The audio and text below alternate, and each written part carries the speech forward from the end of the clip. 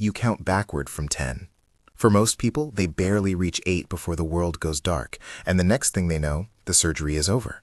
But for a small and terrifying number of patients, that countdown doesn't mean sleep.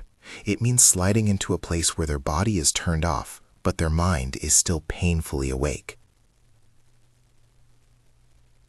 Trigger warning. This episode discusses people who regained consciousness during operations and describes their experiences in non-graphic terms. If that could be distressing, please take care.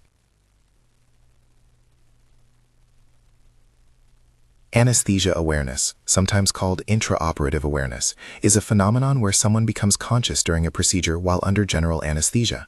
In some cases, patients remember sounds or sensations. In others, they feel pain or the terror of being unable to move because muscle relaxants have left them paralyzed. It's rare. It's also devastating. The stories that follow are why we can't treat it as an abstract statistic. They show what that rare failure looks like in real life. If you have a personal experience like this, we want to hear it. There's a form linked below where you can share your story. She woke to a cold light and the sound of voices she couldn't place. A scalpel touched her, and she felt it. She couldn't move. Her body was rigid from drugs. Her mind was not. Donna was 47 and living in Manitoba in 2008 when she went in for what was meant to be a routine exploratory surgery. There was no warning that the operation would turn into a nightmare that would follow her for years. In her telling, the first clue was sound. Steady beeps from a monitor, the murmur of nurses, someone saying a number. Then a metallic smell she couldn't identify.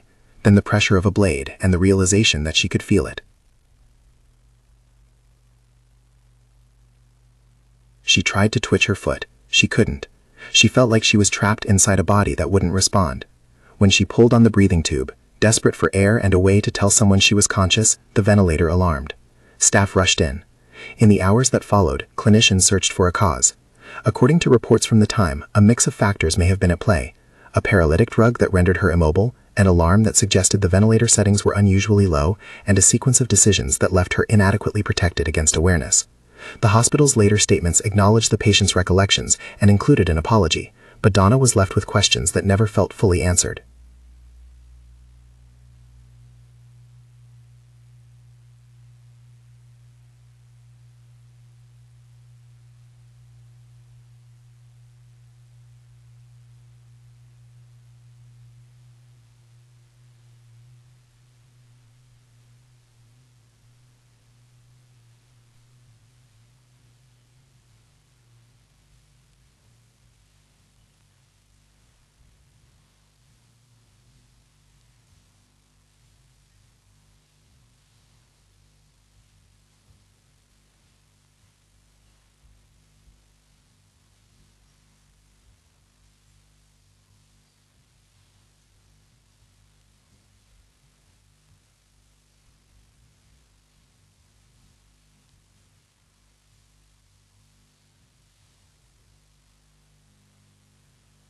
Let's say the band she danced with was pretty and Donna's story is one reason families and clinicians still ask how such a failure could happen in 21st century medicine. But what went wrong in Donna's case? And why do some patients end up conscious while others sleep through similar procedures? To understand, we need to step back and look at what general anesthesia actually aims to do. The word makes it sound like a single state, you are asleep. But in practice, modern anesthesia is a carefully balanced mix of effects. Think of it as 4 separate goals a clinician is trying to achieve at once: unconsciousness, so you don't experience the surgery; analgesia, pain control; amnesia, so you won't remember anything afterward; and muscle relaxation, so surgeons can operate without your muscles moving. Different drugs target each of these goals, and they don't all do the same things to the brain and body. Unconsciousness is usually produced by sedative agents, things that depress brain activity. Analgesia comes from pain-relieving drugs, often opioids or similar agents. Muscle relaxation is often achieved with neuromuscular blocking drugs, paralytics, that make you unable to move or breathe unless you're on a ventilator.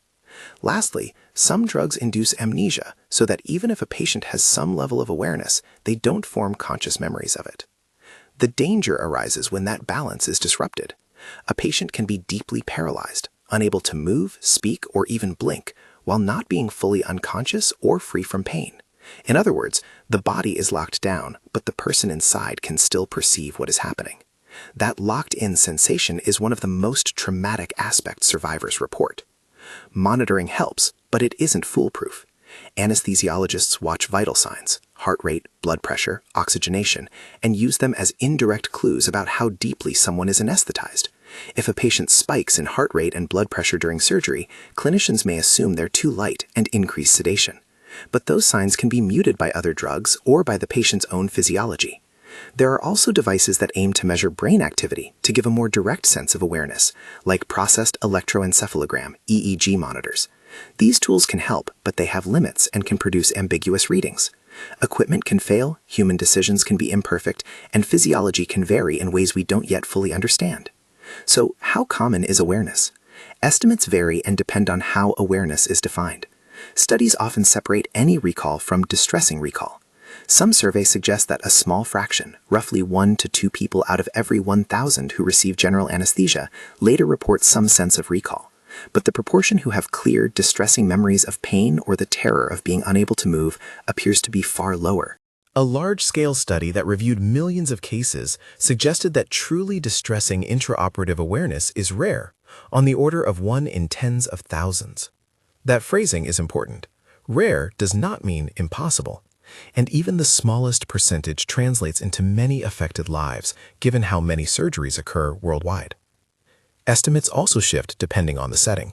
Emergency surgeries, like some cesarean sections performed under time pressure, show higher incidence in some studies. Patients with a long history of certain drugs, such as chronic opioid users, may need higher doses for adequate analgesia and be at different risk. Obesity, severe cardiopulmonary disease, and other medical issues can complicate dosing and monitoring. Human error, a misplaced IV line, a disconnected vaporizer, a misread monitor, also appears in case reports. In short, multiple pathways can lead to the same frightening outcome. We can see how these dynamics played out differently in other lives. Sherman was 73, a retired minister from North Carolina. He entered the operating room trusting the team who had done many procedures before. According to accounts, an inhaled anesthetic designed to keep him unconscious failed to deliver. For roughly 16 minutes, he remembered being awake on the table, unable to move. He later described an overwhelming sense of isolation and betrayal. The memory weighed heavily, and he developed severe psychological distress.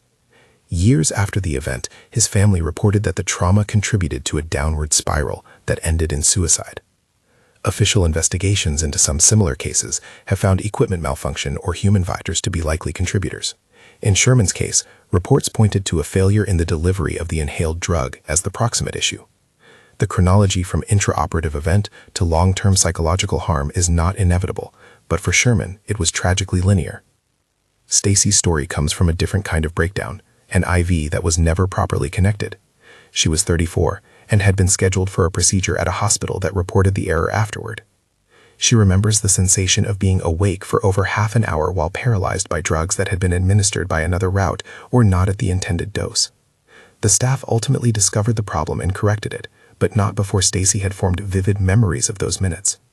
The aftermath included intense anxiety, avoidance behavior, and a reassessment of her plans. She later said she would refuse certain surgeries unless she felt the anesthesia plan was airtight. Her life, like many survivors, was altered far beyond the operating room. Diane's case shows yet another mechanism: faulty or malfunctioning delivery equipment. During a dental operation years earlier, a vaporizer, a device that evaporates liquid anesthetic for inhalation, had failed. She later reported awakening and feeling pain, while everyone around her continued working as if nothing had happened. A hospital review found negligence in equipment maintenance. The result was a formal inquiry and eventually changes in protocols. Diane still carries the memory and the sense that a preventable mechanical error crossed a human life. These stories highlight different failure modes: drug delivery that never reaches its target, monitoring that fails to reveal awareness, and paralytics that remove the ability to protest. Each case also shows the spectrum of outcomes. Donna nearly suffocated when she instinctively tugged at the breathing tube. Sherman's distress ultimately contributed to the end of his life. Stacy walked away physically uninjured but psychologically shaken. Diane's case led to formal institutional changes. But there's variability too, and it cuts against a single, neat narrative. Not every episode of intraoperative awareness ends in trauma. Some patients report brief moments of awareness with no lasting psychological harm. Others recall sounds or sensations, but not pain. In a few cases, accounts verge on the almost surreal. A patient awakened deliberately by an anesthesiologist at the end of a procedure, had a brief, clear conversation, and then slipped back into sleep without ill effect. These divergent outcomes hint at the complexity of the brain's response to anesthesia and to memory formation under stress. So, if the mechanisms and monitors are imperfect, what are the main risk factors clinicians point to? Broadly, they fall into a few categories that repeat in case reports and surveys. Emergency procedures and situations where clinicians must balance the need for rapid action with limited time to administer full doses of anesthetic tend to show higher rates in some studies. Patients with high tolerance to sedatives or opioids, long-term users of such drugs, often require larger doses to achieve the same effect. Obesity and certain severe medical conditions complicate dosing and the effectiveness of drugs. Equipment failures, broken vaporizers, disconnected lines, or malfunctioning infusion pumps are recurring culprits. Human factors, including fatigue, miscommunication, or incorrect setup, also appear in many cases. Finally, there may be individual genetic differences in how an anesthetic acts on the brain. Research into genetic contributors is emerging, but far from conclusive. One key distinction that helps explain reports of awake but paralyzed is between consciousness and movement. Neuromuscular blockers render the body incapable of voluntary movement. When those drugs are used, clinicians usually place a breathing tube and ventilate the patient artificially. In a perfectly managed case, sedative and analgesic drugs keep the brain unaware while paralytics do their job on the muscles. When that doesn't happen, the person inside the body can feel, hear, and remember, but cannot communicate. That internal experience is what shapes many of the worst memories survivors describe. At this point, it's worth pausing.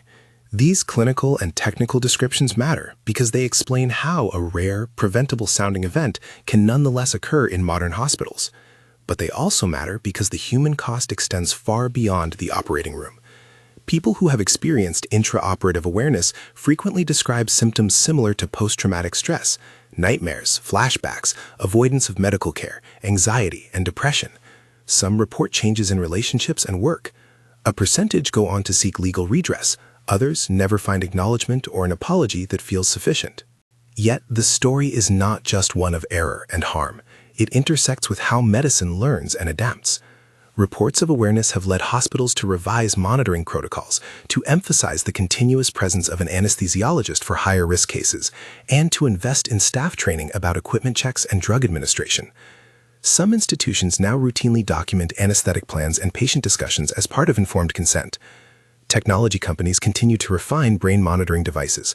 Research groups are seeking better markers of consciousness that go beyond blood pressure and heart rate. But research is hard. Studying consciousness requires careful ethical and experimental design. You cannot, of course, intentionally expose people to inadequate anesthesia to see what happens. So much of our knowledge comes from retrospective surveys, case reports, registry analyses, and observational studies that each have limitations. Even our best large-scale studies give ranges rather than clean, fixed probabilities. They teach us that the phenomenon exists, that it is rare, and that some types of cases are more vulnerable. They do not, however, give a neat one-size-fits-all solution. Which brings us back to the people, the moments of terror, the long recoveries, the inquiries, and the small human acts that followed. We have seen how different failures, a machine that stopped working, a line that wasn't connected, an anesthetic that wasn't delivered, can produce similar outcomes in those under the knife. But we have also seen how variability in the nervous system and in monitoring technology can make the difference between a bad memory and lifelong disability. And yet, despite the technical detail, one question keeps surfacing. In the face of modern monitoring and vigilant clinicians, why do such lapses still occur? Is it mostly human error? Is it machine failure? Is it the stubborn variability of human biology? The answer, frustratingly, is all of the above, and we still don't fully know. There is no single smoking gun that explains every case. Instead, each episode is a knot of factors, sometimes including equipment issues, sometimes involving dosing decisions made under pressure, sometimes rooted in the patient's own physiology. As we move to the next stories, you'll notice a pattern. The specifics change: a vaporizer here, an IV line there, a misplaced concentration of paralytic drugs, But the emotional core is the same. A person who expected to sleep and wake, who instead found themselves awake inside a body that would not answer them. Those variations will lead us into more cases that reveal the breadth of experience and into the ethical, legal, and psychological aftermath that follows. Sherman's family talked about the silence that grew after his operation. Friends described a man who had once comforted a congregation, now withdrawn, haunted by flashes of being awake on a table, his voice trapped. Attempts to treat his distress included therapy and medication, but the memories continued to intrude. In court documents and news reports, the hospital's timeline focused on an apparent equipment malfunction. The family insisted the human cost required more than a technical fix. The tension between institutional response and personal suffering became a recurring theme in later inquiries. Then there's Stacy, her name and many details verified in hospital statements, whose watchful friends later said she changed the way she approached healthcare. She avoided certain procedures and questioned medical teams more bluntly than before. She described nights where everyday noises would trigger memories of beeps and muffled voices. For some survivors, the trauma is a private burden. For others, it ripples outward, influencing career choices, family dynamics, and the willingness to seek necessary care. Diane's situation drew a different kind of response: procedural change. After hospital review found a failed vaporizer, policies were updated to require more frequent equipment checks and clearer documentation. For Diane, that didn't erase to memory, but it did mean fewer people might endure what she did. There are also stories that complicate the notion that every episode leads to lifelong harm. An older man named Peter received a hip replacement and, according to accounts, woke briefly but without lasting distress. He later joked to friends about the absurdity of it and carried on. Another patient, identified in some records only as indefinido because name spellings conflicted across sources, reported reacting physically during surgery and being pulled out of the anesthetic plane quickly, with no apparent long-term trauma. Those instances remind us that outcomes exist on a spectrum, influenced by individual resilience, the nature of the intraoperative event, and the post-event care survivors receive. What becomes clear as you stack these narratives is that the medical system is a complex ecosystem of technology, human skill, and fallibility. The devices we rely on can fail. Clinicians, even when skilled, can make mistakes, and human biology can surprise us. The interplay of these elements creates occasional catastrophic lapses and more frequent near misses. Up next, we'll dig deeper into the technical mechanics, how specific drugs interact, how monitors interpret brain signals, and why standard vital signs can sometimes miss the crucial warning signs. We'll also look at the evidence, what large studies show and where they leave gaps, and we'll begin to map the legal and psychological terrain that survivors navigate after an event. The science explains part of the story, but the human narratives tell us what the numbers mean when translated back into lives. The science explains part of the story, but the human narratives tell us what the numbers mean when translated back into lives. Here's what the science says, in plain terms. When clinicians talk about depth of anesthesia, they mean where a patient's brain and body sit on several overlapping scales. How sedated the cerebral cortex is, how much pain signaling is being blunted, whether the memory-forming systems are disabled, and whether muscles are free to move. We use medications that target each of those systems, and we use monitors that try to read them, but the readings are often indirect. Processed EEG devices, the ones that promise a window into consciousness, analyze electrical patterns and output a number. That number is meant to indicate whether the brain is in a state associated with unconsciousness. It can help, but it is not infallible. EEG-based indices are influenced by the drugs in use, by electrical interference in the operating room, and by the signal processing algorithms themselves. There are documented cases where an EEG suggested a deeply sedated brain while the patient later recalled awareness. Conversely, low EEG scores sometimes occur after painful stimulation without conscious recall. In short, the device gives clues, not certainties. Vital signs, blood pressure, heart rate, breathing patterns are even further removed from consciousness. They tell us how the body responds to stress, pain, or hypoxia, but those responses can be muffled. Many of the drugs we use blunt autonomic reactions. Beta blockers and other heart medications can mute heart rate spikes. Opioids can blunt respiratory response. A patient might be experiencing nociception, pain signals, without a corresponding spike in numbers the team expects. Then there are the human and mechanical links in the chain. Anesthesia is delivered through a combination of IV infusions and inhaled agents. The devices that vaporize liquid anesthetic into a breathable gas, the tubing that carries that gas, the pumps that push IV drugs, the lines that secure vascular access, each element can fail or be set up incorrectly. A disconnected IV, an empty syringe, a kinked line, a miscalibrated vaporizer all appear in case reports. So do cognitive failures, miscommunication during handoffs, incorrect concentration calculations, and assumptions that the other person already did it. Beyond machines and mistakes, biology complicates everything. Some patients metabolize drugs faster. Some require higher doses because of chronic opioid or benzodiazepine use. Others have genetic differences in receptor sensitivity. Pregnant women in emergency cesarean sections present a unique challenge. Clinicians may aim to avoid deep sedation that could affect the baby, or they may be constrained by time, which in some studies correlates with increased awareness reports. Older studies and some contemporary reviews point to higher incidence in certain urgent or high-risk settings. Putting numbers next to this is tricky, but we can provide context. For occasional recall, vague impressions of something happening, surveys suggest a small fraction, roughly 1 to 2 per 1,000 anesthetics, report some recollection. When the recall is distressing, clear memories of pain, fear, or the terror of immobility, estimates are far lower.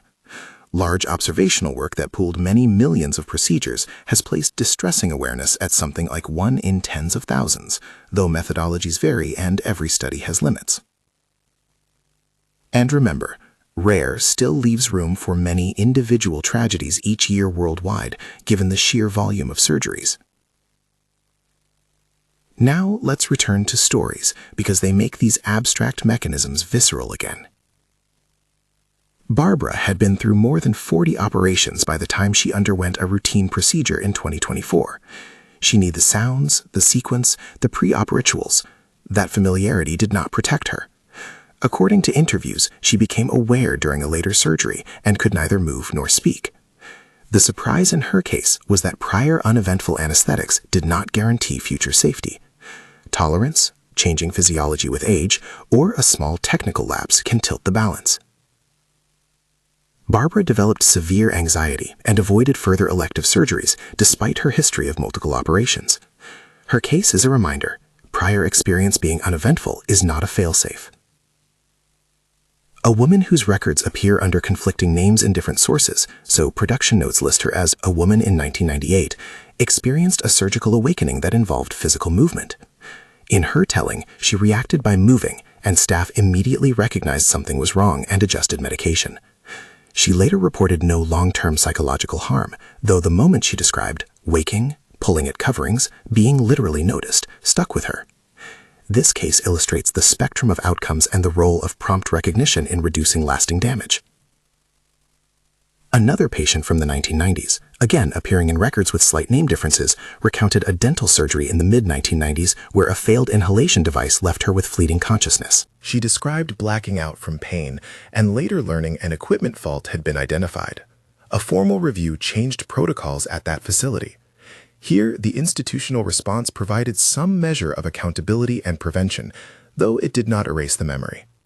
Then there is Peter, the retired chef with the hip replacement. His account is almost incongruously light. He reported waking briefly at the end of the operation, asking a question in a clear, conversational voice, and then returning to sleep. He later told friends he was groggy but fine, and used the experience as an odd anecdote rather than a trauma. Peter's story sits at the opposite end of the spectrum and highlights how diverse outcomes can be. Variables include the briefness of awareness, whether pain was perceived, the individual's psychological resilience, and follow-up care. For every Peter, there are more distressing cases. Consider Sherman again, whose lingering distress eventually overwhelmed him, or Stacy, whose disconnected IV left her conscious for more than 30 minutes while immobile. In cases where recall includes pain, suffocation, or prolonged immobility, survivors often describe classic PTSD symptoms: flashbacks, nightmares, hypervigilance, and avoidance of anything associated with hospitals. One review of patient accounts and clinical follow-ups suggests that a significant minority of survivors, perhaps on the order of 1 in 3 or 4 in some series, develop symptoms consistent with post-traumatic stress disorder. That estimate varies by study and by how cases were identified, but the message is consistent. Intraoperative awareness is not a purely medical inconvenience. It can be a life-changing psychological event. Legal and ethical consequences follow. Some hospitals acknowledge errors, issue apologies, and change protocols. Others face litigation, inquiries, and reputational damage. Families sometimes demand answers that clinical investigations struggle to supply. Was it a machine failure, human error, or an unavoidable biological quirk? The truth can be messy. Investigations that find negligence do result in formal remedies. Where causes are unclear, institutions may still make system-wide changes to reduce future risk. There is another component that's easy to overlook: the way survivors are treated afterward. A timely, empathetic response, a clinician who listens, acknowledges the memory, explains what is known and unknown, can shape recovery. Conversely, being dismissed or told that's impossible deepens harm. Many survivors describe relief when a clinician takes them seriously, arranges psychological follow-up, and documents the event in the medical record. That human response is not a cure, but it matters. So what practical steps can patients take, bearing in mind that nothing is a guarantee and none of this is medical advice? First, informed consent matters. Before a procedure, a clear conversation about who will be present during the operation, what monitors will be used, and what the plan is for anesthesia can empower patients. Ask whether an anesthesiologist, rather than a nurse anesthetist or trainee alone, will be caring for you throughout a high-risk or complex case. Inquire if processed EEG monitoring will be used, and, just as important, how the team interprets those readings. Ask about backup systems for drug delivery and lines. These are not guarantees. They are ways to frame expectations and encourage teams to be deliberate. Second, document your questions and the answers. A written note in your chart or an email to the surgical team summarizing the pre-op discussion creates a record. If you have a history that may require higher doses, chronic opioid therapy, for example, make that clear during the pre-op assessment.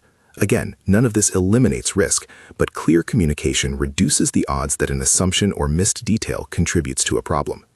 Third, if you or a loved one experience awareness, seek follow-up care that includes psychological assessment. Early intervention with trauma-informed therapy can reduce long-term distress for some people. Many hospitals now offer pathways that include an immediate debrief, medical review of the event, and referral to mental health services. If your experience is dismissed, insist on a formal review or a second opinion. Advocacy groups exist that help survivors navigate reviews and legal options.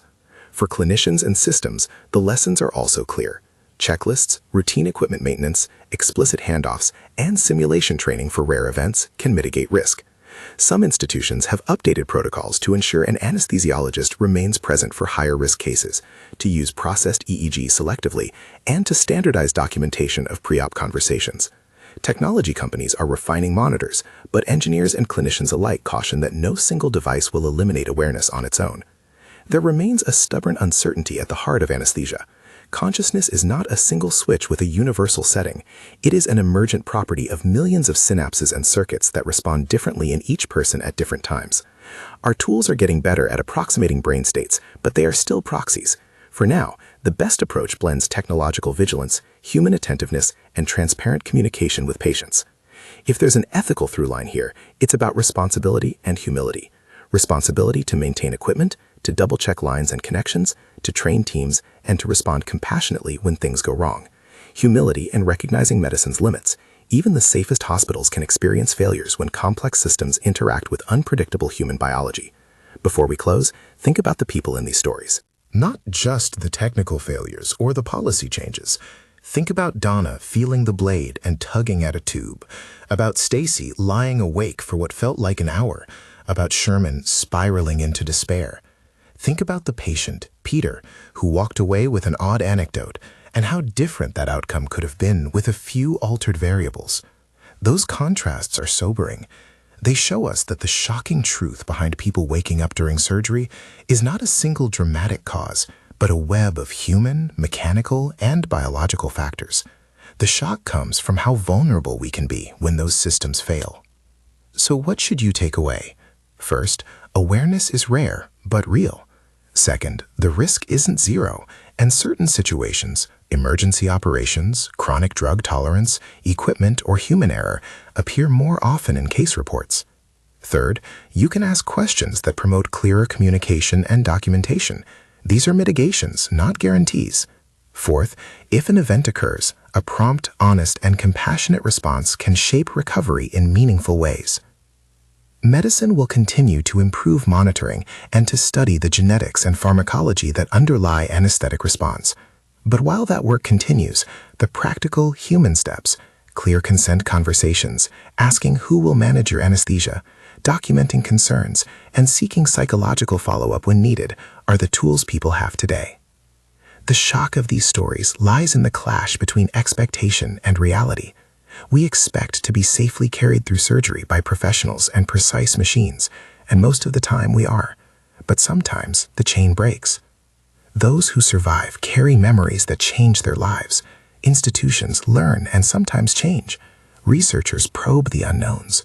The balance between rare risk and everyday benefit is a delicate one. If this topic has made you think about yourself, a family member, or a future procedure, remember, asking the right questions doesn't erase uncertainty, but it does shift the conversation from assumption to awareness, the very quality of mind at the center of these stories. If you have a personal experience with intraoperative awareness, we invite you to share it via the form linked below. Your story not only adds to collective understanding, it can also guide others asking the same questions. The shocking truth behind people waking up during surgery is not that medicine is careless, it's that medicine is human, imperfect, fallible, and trying. That truth matters because acknowledging it is the first step toward preventing more isolated tragedies and toward better care for those who survive them. If this episode opened your eyes, consider subscribing or supporting the channel. Your support helps us investigate, document, and share stories that sit at the intersection of health, ethics, and human experience.